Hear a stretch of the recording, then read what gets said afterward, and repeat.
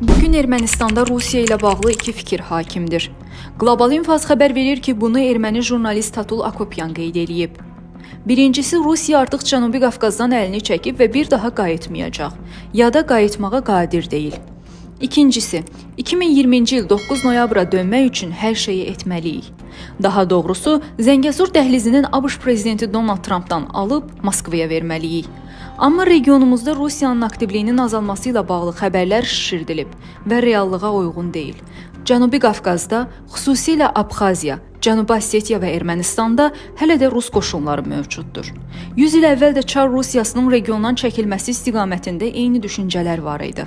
Bir neçə ay sonra onlar Bolşevik adı ilə döndü və Cənubi Qafqazı uddu.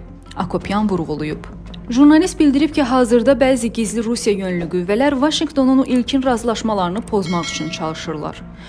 Ən azı iki şeyi xatırlamaq lazımdır.